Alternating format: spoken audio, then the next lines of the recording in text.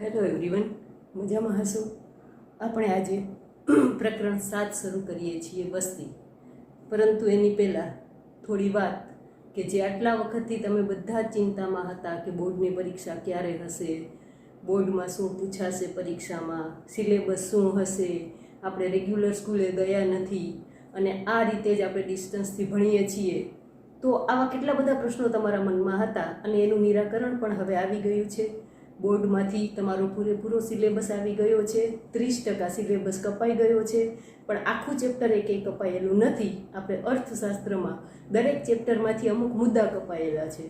એટલે ભણવાનું અને ભણાવવાનું બધું આખું ચેપ્ટર થશે, કારણ કે ક્યાંક ને ક્યાંક બેઝ તરીકે બીજામાં એ જોડાયેલું જ હોય. પરંતુ મેં તમને ગ્રુપમાં સિલેબસ પૂરેપૂરો મૂકી દીધો છે. તમે બધાએ ટેક્સ્ટ બુકમાં ટીક કરી લીધું હશે અને એ મુજબ જ પરીક્ષાની તૈયારી કરવા બેસો ત્યારે એટલા મુદ્દા તમારે ભણવાના નથી કે યાદ રાખવાના નથી. પણ જ્યારે શીખવાનું થાય છે ત્યારે અહીંથી એ દરેક વસ્તુ એક સાથે, કારણ કે એક આખો મુદ્દો છે એમાંથી 2 વસ્તુ કાઢી નાખીએ તો બીજા મુદ્દાઓ એની મેળે શીખવામાં અધૂરા રહે. એટલે શીખવાનું અહીંથી કે જે હું શીખવાડીશ એ બધું આખો સિલેબસ આવશે.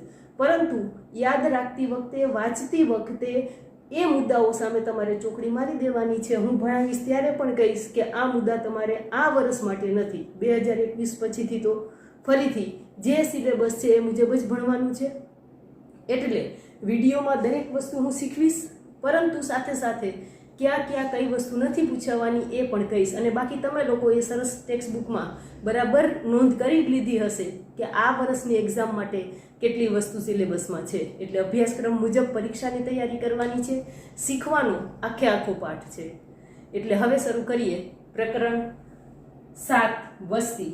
હવે વસ્તીની જ વાત કરીએ ત્યારે 6 પ્રકરણ સુધી મેં વારંવાર એક વસ્તુ તમને કીધી છે કે ભાઈ ભારત વિકાસમાન દેશ છે અને વિકાસ કરવા માટે ઘણા બધા પ્રયત્નો કરે છે. બેરોજગારી દૂર કરવા માટે કેટલી બધી રોજગારીની તકો ઊભી કરે છે. પણ મુખ્ય પ્રશ્ન જ એ છે કે ભાઈ વસ્તી વધારો. વસ્તી વધારો એટલો ઝડપથી વધે છે કે જેથી કરીને રોજગારી ઊભી કરવાના સરકારના ગમે એટલા પ્રયત્નો છે છતાં પણ પૂરતા પ્રમાણમાં રોજગારી પૂરી પાડી શકાય નથી. એટલે મોટો પ્રશ્ન જે અત્યારે ભારત માટે કે વિશ્વ માટે, જે દેશો વિકાસશીલ છે અને વસ્તી ખૂબ વધે છે એના માટે વસ્તીને કંટ્રોલ કરવાનો જ સૌથી મોટો પ્રશ્ન છે. વિશ્વની વસ્તી 7.5 અબજની આસપાસ અને ભારતની વસ્તી એમ કહીએ કે આમ છેલ્લી વસ્તી ગણતરી મુજબ 2011માં થઈ ગઈ છે, પણ 2020 મુજબની આપણે જો વસ્તી કહીએ ને તો 138 કરોડની આસપાસ, એટલે 1.25 અબજથી પણ વધારે. ટેક્સ્ટ બુકમાં તો એવું લખ્યું છે કે ભારતની વસ્તી 1.25 અબજથી પણ વધારે પહોંચી ગઈ હશે, પણ વધારે એટલે 138 કરોડની આસપાસ અત્યારે વસ્તી થઈ ગઈ છે. તો આ વસ્તી વિસ્ફોટ છે એને લઈને કેટલા બધા પ્રશ્નોનો સામનો કરવો પડે છે, એ મુખ્ય વસ્તુ છે. વસ્તી વિસ્ફોટ થવાને લઈને અથવા તો આ વસ્તી વધારો છે એને લઈને મુખ્ય વસ્તુ તો એ છે કે ભાઈ વસ્તી વધારો જેટલો થશે એટલા કુદરતી સંસાધનો ખૂટી પડશે. આપણી પાસે જે સાધનો છે એના કરતાં વાપરનારા વધી જાય. અને બીજી વસ્તુ છે કે જે વસ્તી વધારો થાય છે એ વસ્તી આવડતવાળી ન હોય, બિન આવડતવાળી હોય, તો એ કુદરતી જે સંસાધનો આપણને મળેલા છે એનો એ ઇષ્ટતમ એટલે કે મહત્તમ ઉપયોગ ન કરી શકે. એટલા માટે પણ વસ્તી વધારો બોજરૂપ સાબિત થાય છે. મેં વસ્તી વિસ્ફોટ આવો 2-3 વાર શબ્દ વાપરેલો છે. તો મેઇન વસ્તુ તો વસ્તી વિસ્ફોટ એટલે શું? 1 માર્કમાં આ પ્રશ્ન પણ પૂછાઈ શકે કે ભાઈ મૃત્યુદર જે ઝડપથી વધે છે એની સરખામણીમાં જન્મદર છે એ મૃત્યુદર અને જન્મદરના તફાવતની વાત આમાં કહેવાની છે. કારણ કે હવે ઘણા બધા શોધ સંશોધનો, દવાઓ, ડોક્ટર્સ, 108ની સગવડ, આ બધાને લઈને મૃત્યુદર ઝડપથી ઘટાડી શક્યો છે, પણ એના પ્રમાણમાં જન્મદરમાં ઘટાડો કરી શકાયો નથી. એટલે વસ્તી વિસ્ફોટની વ્યાખ્યા કે વસ્તી વિસ્ફોટ એટલે શું, તો કે મૃત્યુદરમાં થયેલા ઘટાડાના સંદર્ભમાં જન્મદરમાં થયેલો ઘટાડો ઓછો હોય તો વસ્તી વિસ્ફોટ થાય. મૃત્યુદર ઝડપથી ઘટે છે, જન્મદર એના કરતાં ઓછો ઘટે છે, એટલે વસ્તી વિસ્ફોટ થાય છે. તો વસ્તી વિસ્ફોટ ખરેખર મહત્વની સમસ્યા છે. આપણે ગરીબી, બેરોજગારી, આ બધી સમસ્યા ક્યાંક ને ક્યાંક વસ્તીની સાથે જ જોડાયેલી છે. એટલે આમ આગળ પણ આપણે આંકડા જોયા જ છે વસ્તીના કે ભાઈ ભારતમાં લગભગ 1931થી 2011 સુધીમાં સતત વસ્તી વધારો થયો છે. માત્ર 1921નું વર્ષ એવું છે જેને મહાવિભાજક વર્ષ કહેવામાં આવે છે. એ એક જ વર્ષ એવું હતું કે જેમાં વસ્તીમાં ઘટાડો થયો હતો. ત્યાર પછી સતત અને સતત વસ્તી વધારો થયો છે. એટલે 2011ની વસ્તી ગણતરી મુજબ 121.02 કરોડ ભારતની વસ્તી હતી અને હાલની 138. આ 10 વર્ષમાં પણ વસ્તીમાં કેટલો વધારો થયો છે. આપણે 1901થી શરૂ કરીને 2011 સુધી વસ્તીમાં કેમ વધારો ઘટાડો થયો છે એનું આખું આ કોષ્ટક છે. એમાં આપણે તુલના કરીને એનું વિશ્લેષણ અને તારણો આપણે જુદા પાડવાના છે કે તારવવાના છે. પરંતુ ભારતમાં સૌ પ્રથમ વસ્તી ગણતરીની શરૂઆત ક્યારથી થાય તો કે 1871. આ વસ્તુ મોસ્ટ IMP તરીકે તમારે લખી લેવાની છે કે વસ્તી ગણતરીની શરૂઆત 1871માં કરવામાં આવેલી છે. MCQ માટે પણ પૂછાઈ શકે. 1871માં કોણે કરેલી છે? જમશેદજી તાતા. જમશેદજી તાતા. આ બે વસ્તુ કોણે અને ક્યારે કરેલી? 1871માં જમશેદજી તાતાએ વસ્તી ગણતરીની શરૂઆત કરેલી છે. ત્યાર પછીથી લગભગ 1991 પછી દર 10 વર્ષે વસ્તી ગણતરી થાય છે. એટલે એ પણ MCQ 1 માર્કમાં પૂછાય છે કે વસ્તી ગણતરી ક્યારે થાય છે તો કે દર 10 વર્ષે વસ્તી ગણતરી થાય છે. સીધું અને સરળ જવાબ છે દર 10 વર્ષે. અને પૂછાયેલું છે બોર્ડમાં કે વસ્તી ગણતરી કેટલા વર્ષે થાય છે, MCQ અથવા તો 1 માર્કમાં. વસ્તી ગણતરી દર 10 વર્ષે થાય છે. આમ એમ કહીએ ને કે સ્વતંત્રતા પછી આખું પત્રક તૈયાર કરવામાં આવ્યું તો એ પત્રક 1951થી શરૂ કરવામાં આવેલું છે. વસ્તી ગણતરીનું પત્રક 1951થી. એટલે પત્રકની વાત કરીએ કે વસ્તી ગણતરીનું પત્રક વ્યવસ્થિત પત્રક 1951થી રાખવામાં આવ્યું, શરૂ કરવામાં આવ્યું. પણ એની પહેલા વસ્તી ગણતરી થયેલી હતી. એટલે ભારતમાં વસ્તી વૃદ્ધિનું કદ અને વસ્તી વૃદ્ધિનો દર કેવો છે એ જોવા માટેનું આ આખા કોષ્ટકો મેં બનાવેલા છે. પણ પ્રશ્ન શું છે મુખ્ય? સૌથી પહેલા આપણે સમજવાનું તો કે ભારતમાં વસ્તીના વલણો. એટલે હવે આપણે એના સંદર્ભમાં આ બધા જ વલણો જોવાના છે. ભારતમાં વસ્તીના વલણો. ભારતમાં વસ્તીના વલણો. એમાં પહેલું વલણ છે વસ્તીનું કદ અને વસ્તી વૃદ્ધિ દર. એના સંદર્ભમાં આપણે આ વલણોને સમજવાના છે. અને એ વલણોના સંદર્ભમાં જ આ વસ્તુ તમારે યાદ રાખવાની છે કે વસ્તી ગણતરીનું વ્યવસ્થિત પત્રક 1951માં, વસ્તી ગણતરીની શરૂઆત 1871માં અને જમશેદજી તાતા દ્વારા વસ્તી ગણતરી થઈ અને દર 10 વર્ષે વસ્તી ગણતરી થાય છે. આ MCQ માટે આટલી વસ્તુ બરાબર યાદ રાખવાની છે. હવે એના વલણો આપણે સમજીએ તો આખું કોષ્ટક તમારે ટેક્સ્ટ બુકમાં પણ આપેલું છે. અહીંયા હું બધું લખું તો પછી વિડીયો લાંબો થઈ જાય અને આ કોષ્ટકો બનાવતા વાર લાગે, એટલે મેં લખી રાખેલા છે. તો સૌથી પહેલા વસ્તીનું કદ અને જુદા જુદા વર્ષ દરમિયાન ભારતમાં કુલ વસ્તી અથવા તો તેના પ્રમાણને વસ્તીનું કદ કહેવાય કોને? તો કે જુદા જુદા વર્ષ દરમિયાન કુલ વસ્તી કેટલી છે એટલે કે વસ્તીનું પ્રમાણ કેટલું છે એ કદ છે.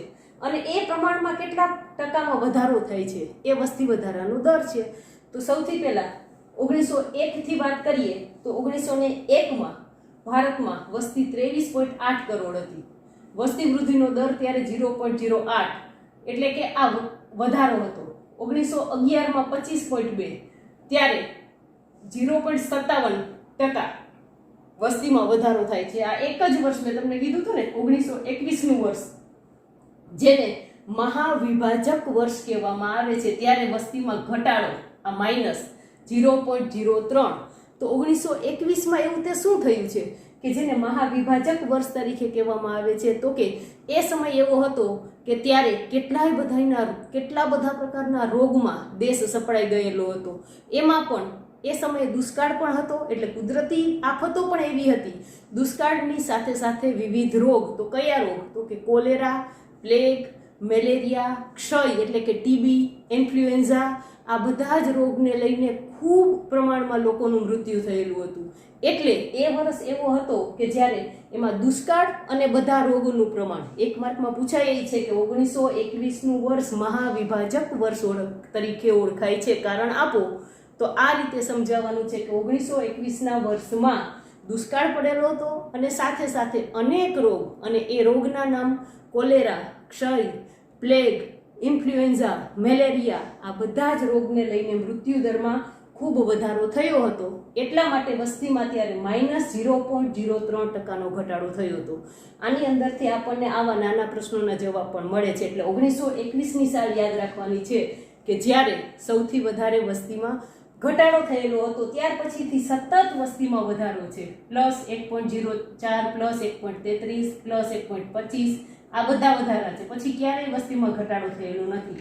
તમારી ટેક્સ્ટ બુકમાં 1951થી શરૂ કરીને 2001 સુધીનો આખો સ્તંભાલેખ બતાવ્યો છે, અને એ સ્તંભાલેખ આખો 36.1 થી માંડીને 121.02 સુધીમાં કઈ રીતે વધે છે તો ચડતા ક્રમમાં આખો સ્તંભાલેખ બતાવવામાં આવેલો છે. કારણ કે પછી સતત વસ્તીમાં વધારો થયેલો છે. પરંતુ આપણે આંકડા યાદ રાખવાની વાત કરીએ તો આંકડાઓ મોટે ભાગે આટલા બધા યાદ રાખવા મુશ્કેલ છે. એટલે હું તમને એમાંથી યાદ રાખવા જેટલા આંકડા કહું તો કે ભાઈ 1991 જ્યારે વસ્તી કેટલી હતી શરૂઆતમાં, સદીની શરૂઆતમાં 23.8 કરોડ, આ યાદ રાખવાનું છે. ત્યાર પછી 1921નું સાલ તો મહાવિભાજક વર્ષ તરીકે યાદ રાખવાની છે. એની વસ્તી કેટલી હતી એ યાદ નથી રાખવાની, ઘટાડો છે એ મહત્વનો છે. ત્યાર પછી સીધું વર્ષ આપણે યાદ રાખવાનું છે 1951, 36.1 કરોડ, MCQમાં પણ પૂછાઈ શકે. એટલે 1951નું વર્ષ જ્યારે વસ્તી 36.1 કરોડ હતી, અને ત્યાર પછી 1951થી શરૂ કરીને 2001 સુધી, તો એ 50 વર્ષમાં, આ 5 દાયકાની વાત છે, તો એ 50 વર્ષમાં વસ્તી વધારો 36.1 થી થઈને 102.9 કરોડ જેટલો થયેલો છે. એટલે એ વસ્તી વધારો કેટલો છે તો કે 66.6 કરોડ જેટલો વસ્તી વધારો માત્ર 5 દાયકામાં થયેલો છે. એટલે એ રીતે યાદ રાખવાની છે. આ 102.9, 36.1 અને 2001નો વસ્તી ગણતરીનો આંકડો યાદ રાખવાનો છે 121.02.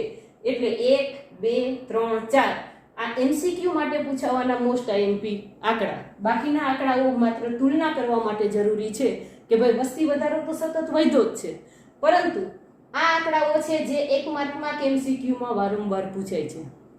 એટલે તમારા આખા કોષ્ટકમાંથી મોસ્ટ IMP આટલું યાદ રાખવાનું છે. 1901, 51, 2001 અને 2011.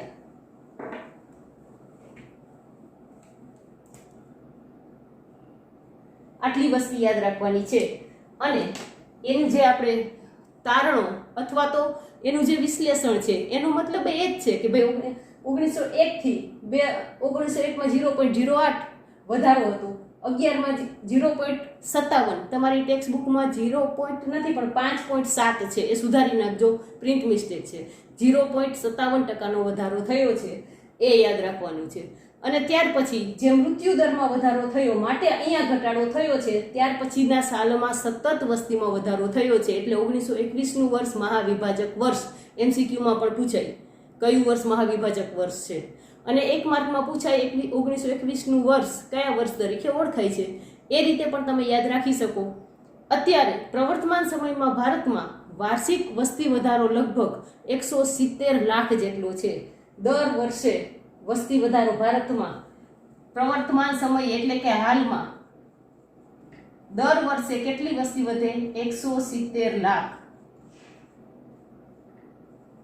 ની વસ્તી વધે છે. આ પણ ટૂંકા પ્રશ્નો માટે યાદ રાખવાનું છે. આમ વિશ્વમાં સૌથી વધુ વસ્તી ધરાવતો દેશ ચીન છે, અને ચીન પછીનો ક્રમ ભારતનો છે.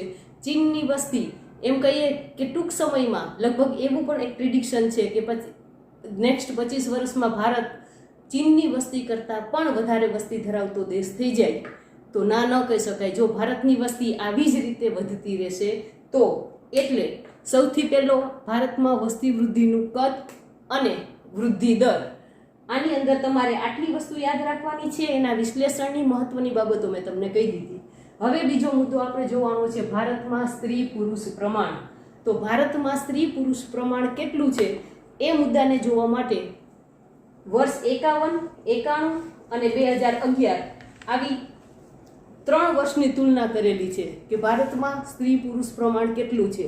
પણ અત્યારે ચોખવટ તમને એ વસ્તુની કરી દઉં કે ભારતમાં સ્ત્રી પુરુષનું પ્રમાણ આ વર્ષ માટે તમારે પૂછાવાનું નથી, પણ એનો બેઝ આપણે ક્લિયર કરવો પડે એટલે હું તમને એનું કોષ્ટક સમજાવી દઉં છું.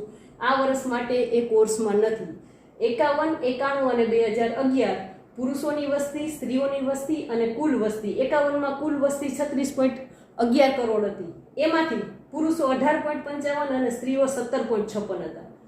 પછી 91માં 84.83 કરોડ વસ્તી હતી. એમાં પુરુષોની સંખ્યા 43.92 અને સ્ત્રીઓ 40.71 અને 2011ની વસ્તી 121.02 કરોડ. તો એમાં પુરુષોની સંખ્યા 62.37 અને સ્ત્રીઓની સંખ્યા 58.65 કરોડ છે. એટલે ટકાવારીની રીતે જોઈએ તો પુરુષોની દર સંખ્યા કુલ વસ્તીમાં સ્ત્રીઓ કરતાં વધુ છે. જો 51.54% અને 48 કુલ વસ્તીના 48.46%. એટલે શરૂઆતથી જ જોઈએ તો પુરુષોની સંખ્યા વધુ જ છે અને સ્ત્રીઓની સંખ્યા ટકાવારીની દ્રષ્ટિએ પણ ઓછી છે. એટલે ભારતમાં સ્ત્રી પુરુષનું પ્રમાણ કેટલું છે અને ધીમે ધીમે આ સ્ત્રી પુરુષ અસમાનતા વધતી જ જાય છે, વધતી જ જાય છે. અને એ અસમાનતાને લઈને, કારણ કે ઉછેરથી માંડીને અત્યારે મોટા થયા છે ત્યાર પછી સ્ત્રી અને પુરુષ, હવે તો આમ સમાનતાની વાત આવે છે, પુરુષ સમોવડી સ્ત્રીની વાત આવે છે, છતાંય વંશ પરંપરાગત એવા કેટલાય પરિબળો છે કે જેને લઈને આપણે વસ્તી વધારાના કારણોમાં ડિટેલમાં સમજવાનું છે કે ભાઈ સ્ત્રી પુરુષના પ્રમાણમાં 1000 વસ્તીએ 1000 જીવતા ઓલા પુરુષોના સંદર્ભમાં સ્ત્રીઓનું પ્રમાણ કેટલું છે. તો એ જોવા માટે પણ આ સ્ત્રી પુરુષ પ્રમાણ આખું કોષ્ટક જરૂરી છે. અને શા માટે આ ભેદ છે તો એ વસ્તી વધારાના કારણોમાં ડિટેલમાં સમજવાના છે. ત્યાર પછી ત્રીજો મુદ્દો, ભારતમાં જાતિ પ્રમાણ 1000 પુરુષોએ સ્ત્રીઓની સંખ્યા કેટલી છે. તો એમાં ભારત અને ગુજરાત આ બે વસ્તુ બતાવેલી છે. એમાં 1901માં 1000 પુરુષોએ ભારતમાં 972 સ્ત્રીઓ હતી, જ્યારે ગુજરાતમાં 954 સ્ત્રીઓની સંખ્યા છે. એટલે આ ભારતમાં સ્ત્રી અને આ ગુજરાતમાં સ્ત્રી કેટલી છે એ, ભારતમાં 1000 પુરુષે 972 અને ગુજરાતમાં 954. 1931માં સ્ત્રીની સંખ્યા 1000 પુરુષોએ ઘટી 950 અને ગુજરાતમાં 945 થઈ. બંનેમાં ઘટાડો જુઓ. 61માં 1000 પુરુષોએ સ્ત્રીઓની સંખ્યા ઘટીને 941 થઈ, ગુજરાતમાં 940. માત્ર એક આંકડાનો જ તફાવત છે. 1991માં સ્ત્રીઓની સંખ્યા 927 થઈ અને ગુજરાતમાં 936. 2001માં સ્ત્રીઓની સંખ્યા 1000 પુરુષોની સામે સ્ત્રીઓ 933 રહી અને ગુજરાતમાં 921. હવે ડિફરન્સ વધતો જાય છે. જો 2011માં સમગ્ર ભારતમાં 1000 પુરુષોએ સ્ત્રીઓની સંખ્યા 940 છે, પણ ગુજરાતમાં 918 છે. તમે જુઓ અત્યારે લગ્નની જે સમસ્યાઓ ઊભી થઈ છે, સ્ત્રી પુરુષ પ્રમાણમાં જે આ ડિસ્ટન્સ ઊભું થયું છે ને કે ભાઈ 1000 પુરુષની સામે ગુજરાતમાં 918 સ્ત્રીઓ છે. એનો મતલબ કે જે ઘટ છે લગ્ન વ્યવસ્થામાં, જે અત્યારે પ્રશ્નો ઊભા થયા છે કે ભાઈ છોકરાઓનો સંબંધ થતા બહુ બધી વાર લાગે છે અને છોકરીઓની માંગ વધી છે, એટલે એની ક્રાઇટેરિયા અને એની પસંદગીને આ બધું જ વધી ગયું છે. એટલે ગામડાઓમાં તો બહુ બધા મુશ્કેલીઓ, કારણ કે ટીવી જોઈને બધાની આમ છોકરીઓની અપેક્ષા હાઈફાઈ બંગલા, ગાડી, મોટર આ બધામાં જ છે. સામાન્ય જીવન કોઈને જીવવું જ નથી. જે સાવ સામાન્ય છે એને પણ ખૂબ ઊંચું જોઈએ છે. એટલે બંને સાથેનો અનુબંધ જ થઈ શકતો નથી. એટલે અત્યારે લગ્ન વ્યવસ્થામાં બહુ મોટા ભંગાણ થયેલા છે. એનું સૌથી મોટું પરિબળ છે કે જવાબદાર પરિબળ છે એ આ છે, સ્ત્રી પુરુષની સંખ્યામાં જે ડિફરન્સ ઊભો થયો છે તે. હવે પરીક્ષાની દ્રષ્ટિએ પૂછાતું હોય તો 2000ની સાલ, 2011ની સાલ, એમાં ગુજરાતનું પણ પૂછાય છે અને ભારતની સંખ્યા પણ પૂછાય છે. એટલે આ સંખ્યા યાદ રાખવાની છે. અને 1901ની આમાં પણ તમારે 3 સાલ યાદ રાખવાની છે અને એની સંખ્યા યાદ રાખવાની છે, જે પરીક્ષાની દ્રષ્ટિએ મહત્વની હોય. એટલે આપણે ભારતમાં વસ્તીના વલણમાં એક વસ્તીનું કદ, વસ્તી વૃદ્ધિનો દર, બીજું ભારતમાં સ્ત્રી પુરુષ પ્રમાણ અને ત્રીજું ભારતમાં જાતિ પ્રમાણ આ કોષ્ટક જોઈ ગયા છીએ અને જાતિ પ્રમાણમાં જોઈએ છીએ કે ધીમે ધીમે ધીમે પુરુષના સંદર્ભમાં સ્ત્રીઓની સંખ્યા સતત ઘટતી જાય છે. હા, એક કેરળ એવું રાજ્ય છે કે જેમાં પુરુષના સંદર્ભમાં સ્ત્રીઓની સંખ્યા વધુ છે. ભારતનું એક જ રાજ્ય એવું છે કેરળ. આ MCQ કે 1 માર્ક માટે પણ યાદ રાખવાનું છે. 2011ની વસ્તી ગણતરી મુજબ કેરળ એક જ એવું હતું કે જ્યાં 1000 પુરુષોએ સ્ત્રીઓની સંખ્યા 1084 હતી કેરળમાં. MCQ કે 1 માર્ક માટે મોસ્ટ IMP. ભારતનું એક જ એવું રાજ્ય છે કે જ્યાં સ્ત્રીઓ પુરુષ કરતાં વધુ છે. એટલે ત્યાં કદાચ લગ્ન વ્યવસ્થામાં આટલી બધી તકલીફ નહીં હોય. અને ભારતમાં જુઓ 1000 પુરુષે 940 અને ગુજરાતની સ્થિતિ જુઓ 918 જ. અહીંયા પુરુષો કરતાં સ્ત્રીઓની સંખ્યા વધુ છે કેરળમાં. એટલે કેરળને યાદ રાખવાનું છે સ્ત્રી પુરુષ પ્રમાણના સંદર્ભમાં કે ભાઈ ત્યાં 1000 પુરુષોએ 1084 જેટલી સ્ત્રી વધુ છે. એટલે 1084 સ્ત્રીઓની સંખ્યા છે. એટલે આ 3 મુદ્દા. હવે આ 3 મુદ્દા પછીથી આપણે બીજા 2 મુદ્દા આમાં ભણવાના છે. હવે આપણે જે 2 મુદ્દા ભણવાના થાય છે એ મુદ્દામાં ફરી પાછું મારે એક કોષ્ટક જ તૈયાર કરવાનું છે અને કોષ્ટકની સાથે જ તમને આખા મુદ્દા સમજાવવાના છે કે ભાઈ ભારતમાં 3 વસ્તુ જોઈ ગયા છીએ. હવે ચોથી વસ્તુ છે કે ભારતમાં કઈ રીતે વય જૂથના પ્રમાણમાં કેટલી ઉંમરના વ્યક્તિઓ છે. એટલે વય જૂથ પ્રમાણે ભારતની વસ્તી. ચોથો મુદ્દો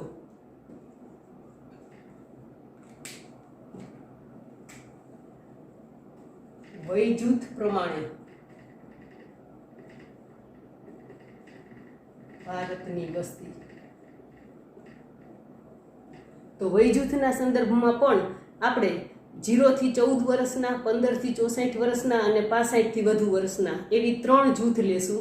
અને એને પણ આપણે જુદા જુદી સાલમાં સરખામણી કરવાની છે. 2005, 2010, 2011 અને 2014. એટલે વય જૂથ અને પછી 2005, 2010, 2011 અને 2014. અને વય જૂથમાં 0 થી 14 એટલે બાળકોની વાત આવશે. 0 થી 14 વર્ષ. ત્યાર પછી આવશે 15 થી 64 વર્ષ જે કામ કરતી વસ્તી. અને ત્યાર પછી 65 થી વધુ જેની ઉંમર છે એ. તો આવા વય જૂથમાં કેટલી વ્યક્તિઓનો સમાવેશ થાય છે? તો 2005માં આવું સૌથી 0 થી 14 વર્ષનું વય જૂથ એટલે 32.78. આવા વય જૂથમાં સમાવેશ થતી વસ્તીની ટકાવારી છે. એટલે 32 કુલ વસ્તીના 32.78% બાળકો હતા, 14 વર્ષથી નાની ઉંમરના હતા. પછી કુલ વસ્તીના 62.44% એ કામ કરતી વસ્તી એટલે કે જેનો સમાવેશ 15 થી 64 વર્ષની અંદર થાય છે એવી સંખ્યા 62.44% છે. અને 65 વર્ષથી વધુ વયની વસ્તી એટલે 4.78% જે 65 વર્ષથી વધુ વયના આ 2005માં છે. 2010ની વાત કરીએ તો બાળકોની સંખ્યા 14 વર્ષથી નાના બાળકો એટલે 30.89% અને 15 થી 64 વર્ષ એટલે કે કામ કરતી વસ્તી કેટલી છે તો કે 63.99%. અને 2010માં 65 વર્ષથી વધારે ઉંમરની વ્યક્તિઓ કેટલી છે ભારતમાં તો કે 5.12%. હવે 2011ની વાત કરીએ. 14 વર્ષથી નીચેના એટલે કે બાળકોની સંખ્યા કેટલી છે તો કે 30.5%. 15 થી 64 વર્ષ એટલે કે કામ કરતી વય જૂથ અને એવી વસ્તી કેટલી છે 64.3%. અને 65 વર્ષથી મોટી ઉંમરના એટલે કે વૃદ્ધો એની સંખ્યા કેટલી છે તો કે 5.2%. મોટી ઉંમરની અહીંયા બધામાં આગળ મીંડું મૂકો એટલે કે આંકડા મૂકાઈ ન જાય. 5.12, 5.2, 4.78 65 વર્ષથી વધુ. હવે 2014 તો 2014માં 29.21 આટલા બાળકો છે. છેલ્લી વસ્તી ગણતરી 11માં જે મળેલા હોય એ આંકડા મુજબ. અને કામ કરતી વસ્તી કેટલી છે 65.30%. અને 65 વર્ષથી વધારે ઉંમરની વસ્તી કેટલી છે? 5.49%, એટલે 5.5%ની આસપાસ. તો આ વય જૂથ પ્રમાણે ભારતમાં કેટલી વસ્તી છે એ ટેક્સ્ટ બુકમાં સ્તંભાલેખ આપેલો છે. આપણે આલેખ બધા જ શીખી ગયેલા છીએ અને આપણને આવડે છે, એટલે હું દરેક વસ્તુના આલેખ, કારણ કે આલેખથી દરેક વસ્તુની માહિતી તમે સ્પષ્ટપણે કરી શકો. તો સ્તંભાલેખ દોરવાનો હોય તો કઈ રીતે? તો કે આ ત્રણ જે માહિતી છે એમાં 3 પ્રકારના સ્તંભ બનાવવાના થાય: 0 થી 14 વર્ષના, 15 થી 64 વર્ષના અને 65 વર્ષથી વધુ. અને નીચે સાલ લખવાની એક ધરી પર. 2005માં એ 3 પ્રકારના કેટલા છે, 2010માં કેટલા છે, 2011માં કેટલા છે અને 2014માં. એટલે આવા 4 સ્તંભ, 4 જે સાલ છે અને એક સાલમાં 3 સ્તંભ તૈયાર થઈ જાય. એ 5 પાસેની સ્તંભાકૃતિ છે. એટલે આ રીતે વય અનુસાર વિભાજિત કરેલી છે વસ્તીને. અને વય અનુસાર વસ્તીની વહેંચણી ને મૃત્યુદર અને પ્રજનન ક્ષમતામાં આવતા ફેરફારોને અસર કરે છે. સ્વાભાવિક છે, તે બાબત જાણીતી ઘટના છે. અને એને લઈને આ પ્રકારના ફેરફારો આગળ વધીને કુટુંબના કદને પણ અસર કરે છે અને સાથે સાથે શ્રમ બજારને પણ અસર કરે. કારણ કે કામ કરતી અને કામ ન કરતી, આ જે 0 થી 14 વર્ષની છે એ આધારિત વસ્તી છે, કામ નથી કરતી. અને 65 થી ઉપરની છે એ પણ આધારિત છે, એ કામ નથી કરતી. એટલે સક્રિય શ્રમનો પુરવઠો કેવો છે? તો કે આ સક્રિય શ્રમનો પુરવઠો છે. બાકી આ બધા તો આધારિત છે, એ સક્રિય શ્રમના પુરવઠામાં સમાવેશ થતો નથી. એટલે શ્રમના પુરવઠાની સાથે પણ આ વસ્તીનું જે વય જૂથ પ્રમાણેનું વર્ગીકરણ છે એ મહત્વનું છે. એટલે આ વય જૂથ પ્રમાણેનું વર્ગીકરણ છે એ જોતા કહેવાય કે ભારતમાં કામ કરનારા લોકો, યુવાનોની સંખ્યા સૌથી વધારે છે. વિશ્વના તમામ દેશમાં સૌથી વધારે યુવાનો ભારતમાં છે. એટલે કે કામ કરતું વય જૂથ સૌથી વધારે પ્રમાણમાં ભારત છે. અને એટલે તો વિશ્વના અનેક દેશો છે એની નજર ભારત સામે છે, કારણ કે અહીંયા યુવાધન છે અને આ દેશ યુવાનોનો બનેલો દેશ છે, જેની પાસેથી તમે ધારો એટલું કામ લઈ શકો એમ છો. એટલે વસ્તીના વય જૂથના પ્રમાણમાં જે આપણે અહીંયા વર્ગીકરણ કરેલું છે એ મુજબ આપણે એક એનાલિસિસ કરીએ તો એનાલિસિસમાં એક જ વસ્તુ છે કે બધા જ વર્ષમાં 2005માં, 10માં, 11માં અને 12માં બધા જ વર્ષમાં અહીંયા 32, 30, 30, 29 અને એટલે કે લગભગ 32 થી 29ની વચ્ચે 3-4 આંકડાઓના ફેરફાર સાથે હંમેશા એક જ સરખું 0.14 નાના બાળકો છે, 14 વર્ષથી નાના બાળકોની સંખ્યા રહી છે.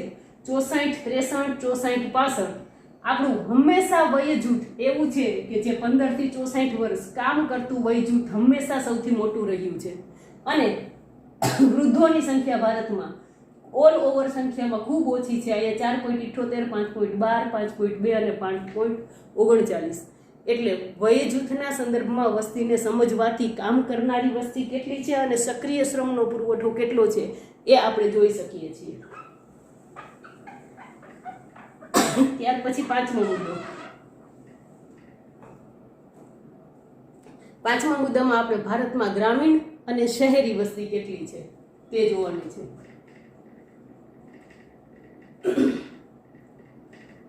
ભારતમાં ગ્રામીણ અને શહેરી વસ્તી, વસ્તીનું પ્રમાણ. તો ભારતમાં ગ્રામીણ અને શહેરી વસ્તીનું પ્રમાણ જોવા માટે પણ આપણે વર્ષ ગ્રામીણ વસ્તી, શહેરી વસ્તી અને કુલ વસ્તી એ રીતે કોષ્ટક બનાવવું પડશે. વર્ષ ગ્રામીણ વસ્તી, શહેરી વસ્તી અને કુલ વસ્તી. આ રીતેનું આખું કોષ્ટક તૈયાર કરવાનું છે. 1901, 1951, 1981 અને 2011.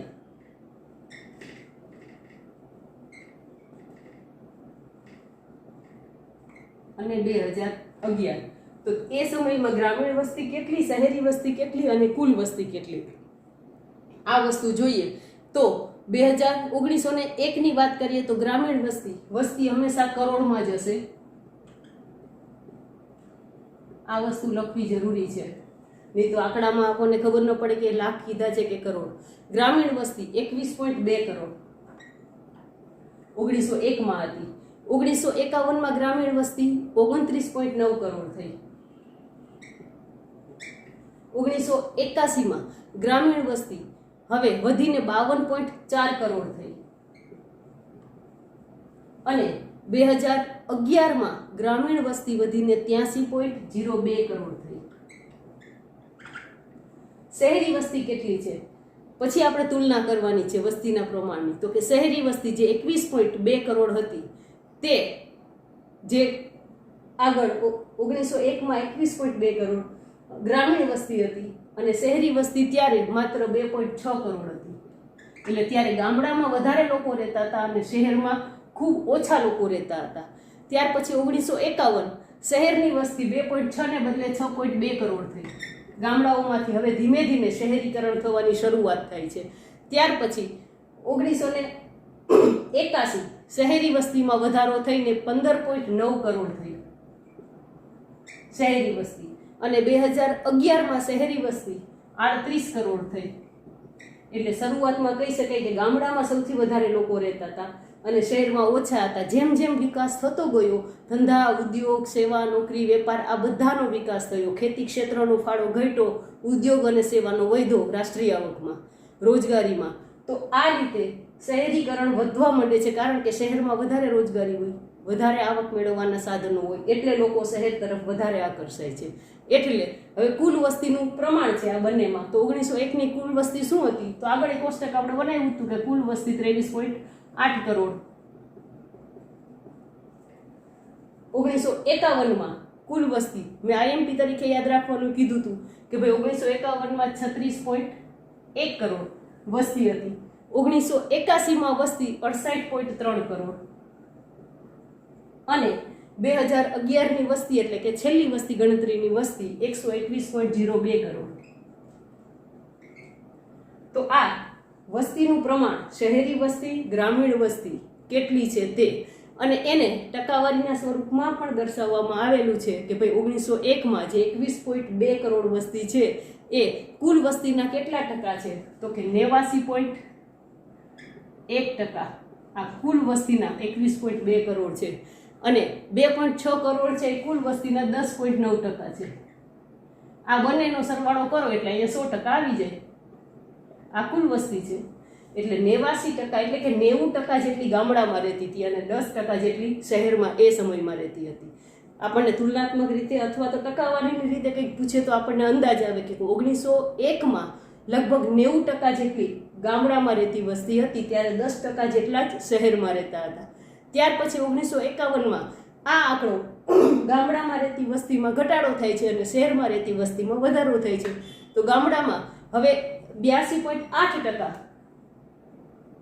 કુલ વસ્તીના રહે છે અને શહેરમાં જે 10.9% હતા એમાં વધારો થશે. 10.9% શહેરમાં રહેતા હતા એ વસ્તીમાં વધારો થઈને 17.2% થઈ જાય છે શહેરની વસ્તી. અને આ બંનેનો સરવાળો કરો એટલે આ કુલ વસ્તી 100%. હવે 81માં હજી પણ ગ્રામીણ ક્ષેત્રે રહેતી વસ્તીનો ઘટાડો થશે એટલે 1981માં જે વસ્તી છે 52.4 કરોડ તો કુલ વસ્તીના 76.72% છે.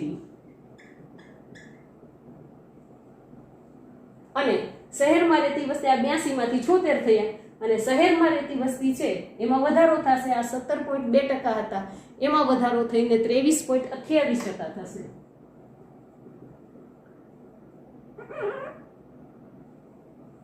એ બંનેનો સરવાળો એટલે અહીંયા 100% આ વસ્તી.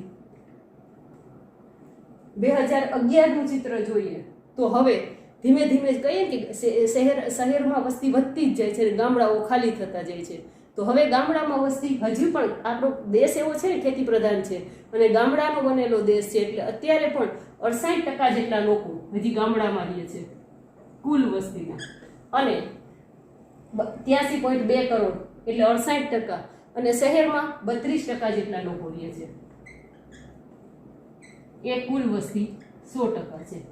તો આ રીતે ભારતમાં ગ્રામીણ અને શહેરી વસ્તીનું પ્રમાણ કેટલું છે એના પણ 2 સ્તંભાલેખ તમને બતાવવામાં આવેલા છે કે બંને સ્તંભ દ્વારા આ વસ્તીનું પ્રમાણ બતાવેલું છે કે ભાઈ ગ્રામીણ વસ્તીનો એક સ્તંભ, શહેરી વસ્તીનો સ્તંભ, અને એ રીતે જુદા જુદા વર્ષમાં આ બંને વસ્તી કેટલી છે. અને એ સ્તંભ દ્વારા પણ આપણે જોઈ શકીએ કે ગામડાની વસ્તી પહેલાં વધુ હતી ને શહેરની ઓછી હતી. પણ પછીથી શહેરની વસ્તીમાં વધારો થતો જાય છે ઝડપથી અને ગામડાની વસ્તીમાં ઘટાડો થાય છે. એટલે વિકાસ જેમ જેમ થતો જાય છે એમ ઉત્તરોત્તર શહેરીકરણ થતું જાય છે અને શહેરની વસ્તી વધતી જાય છે. પરંતુ એનું તારણ આપણે કાઢીએ કે આવી પરિસ્થિતિ થઈ છે તો શહેરની હાલત શું થઈ છે, તો એનું વિશ્લેષણ અને તારણ જોઈએ તો શહેરમાં વસ્તી વધારો થાય છે. કહેવાય ને કે મુંબઈમાં રોટલો છે પણ ઓટલો નથી, કેવડી મોટી ઝૂંપડપટ્ટી છે. એટલે શહેરો વસ્તી વધતી જાય છે પરંતુ ત્યાં ઝૂંપડપટ્ટીઓમાં વધારો થાય છે, ગંદકીની સમસ્યા ઊભી થાય છે, પર્યાવરણની સમસ્યા ઊભી થાય છે, આંતરમાળખાકીય સગવડો અપૂરતી છે.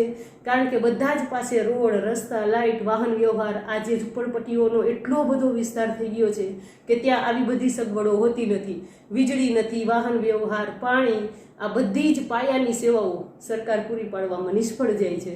અને એટલે શહેરમાં સૌથી વધારે તમે જુઓ ચોરી, લૂંટફાટ, અત્યાચાર, આવા તો કેટલા કિસ્સાઓ બને છે. કારણ કે માણસને સાંજ પડે ત્યારે 2 ટંક ખાવાનું ન મળે ને એટલે ભૂખ્યા ન ભજાય ભગવાન. આ જે કહેવત છે એ મુજબ એક વ્યક્તિ કમાવા માટે સવારથી સાંજ રખડે અને ઘરે રાહ જોતા હોય ને 5 જણા ભૂખ્યા, ત્યારે કેટલી ખરાબ સ્થિતિ હોય. અને પછી ભૂખ ન બેઠાય એટલે એ બધા જ માણસ જન્મજાત સારા જ હોય પરંતુ એ નીતિમત્તા એને છોડી દેવી પડે છે. એટલે ગરીબી છે એ અર્થવ્યવસ્થાની સમસ્યા છે, નસીબની વાત નથી. આપણે ગરીબીના ચેપ્ટરમાં ભણેલા જ છીએ કે કોઈનું ગરીબ હોવું એ આપણી ખરાબ અર્થવ્યવસ્થાની નિશાની છે. કે આપણે એમ માની લઈએ કે મારા નસીબ એવા છે, એમ નહીં. જો અર્થવ્યવસ્થા બરાબર ચાલે તો કોઈ પણ દેશમાં ગરીબમાં ગરીબ વ્યક્તિને પણ એની પ્રાથમિક જરૂરિયાત તો પૂરી કરી જ શકાય, પણ એ પણ આપણી થઈ શકતી નથી અને એટલા માટે સામાજિક દૂષણો વધે છે.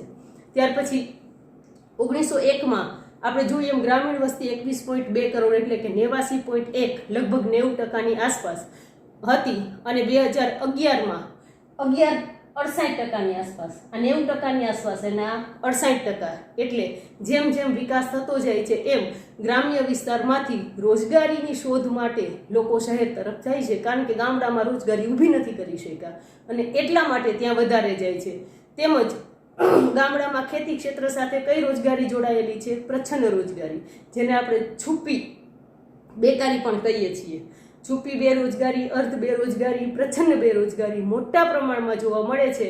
અને શહેરમાં જાય તો રોજગારીની તકો મળે એટલે આવી બધી બેરોજગારી દૂર કરવા માટે પણ લોકો શહેર તરફ જતા હોય છે. ત્યાર પછી શહેરી વસ્તીની વાત કરીએ તો 2001માં 2.6 કરોડ શહેરી વસ્તી હતી. એટલે કે કુલ વસ્તીના કેટલા છે? 10.9%. અને તે 2011માં કેટલી થઈ? કુલ વસ્તીના 38%. આ 10.9% હતા એ 38% જેટલું થાય છે. એટલે કે આ દશકામાં કઈ રીતે વસ્તી વધારો થાય છે? દરેક દશકે 1, 51, 81 અને 2011 તો જે વસ્તી વધારો થતો જાય છે એ વસ્તી વધારાની ટકાવારી અહીંયા આપણને બતાવે છે કે ભાઈ કેટલા પ્રમાણમાં શહેરમાં વસ્તીનો વધારો સતત થયેલો જોવા મળે છે. અને શહેરમાં શા માટે લોકો જાય છે? તો કે એક તો રોજગારી ત્યાં વધુ મળે છે એટલે જાય છે અને બીજી ભૌતિક સુખ સગવડના સાધનો પણ વધારે છે એટલા માટે પણ ત્યાં જાય છે. કારણ કે ત્યાં ભૌતિક સુખ સગવડના સાધનો છે, સાથે સાથે મનોરંજન માટે મેગા મોલ છે, થિયેટર્સ છે, ગાર્ડન છે, ફરવાની અનેકવિધ જગ્યાઓ છે, એટલા માટે પણ આકર્ષીને જાય છે. બીજું ત્યાં તબીબી સારવાર પૂરતા પ્રમાણમાં મળી રહે, શિક્ષણની બહુ મોટી તકો હોય. ગામડામાં એટલું બધું શિક્ષણની તક હોતી નથી, બહુમાં બહુ પ્રાથમિક અથવા તો ધોરણ 12 સુધી, પછીથી એને બીજે ક્યાંક જ ભણવા માટે જવું પડે. જ્યારે શહેરમાં બધી જ સવલતો પૂરતા પ્રમાણમાં મળે છે એટલા માટે પણ ગામડામાંથી શહેરમાં વસ્તી વધારે જતી હોય છે. એટલે આપણે અત્યારે પહેલો મુદ્દો પૂરો કરેલો છે ભારતમાં વસ્તીના વલણો, અને એ મુદ્દામાં આપણે 5 મુદ્દા જોઈ ગયા છીએ. એ 5 મુદ્દામાં પણ જે તમને નથી પૂછાવાના એ 2 મુદ્દાની વાત કરેલી છે. તો એક તો છે તમને પહેલો મુદ્દો કીધો જે નથી પૂછાવાનો એ ટીક, લગભગ તો મેં તમને તમારી પહેલામાં આખું PDF મોકલી જ દીધી છે કે ભાઈ તમને કયા કયા મુદ્દા નથી પૂછાવાના. છતાં પણ 2 મુદ્દા ફરીથી આ 5 મુદ્દા જોયા હતા એમાંથી 2 મુદ્દા. એક મુદ્દો એવો છે કે ભારતમાં સ્ત્રી અને પુરુષ વસ્તીનું પ્રમાણ, અને બીજો વયજૂથ પ્રમાણે ભારતની વસ્તી, એટલે કે જે ચોથો મુદ્દો હતો. એ 5માંથી 3 મુદ્દા જ પરીક્ષામાં પૂછાવાના છે. બે મુદ્દા આ પરીક્ષા માટે તૈયાર કરવાના નથી. હવે પછી આગળનું બીજા વિડીયોમાં જોઈશું.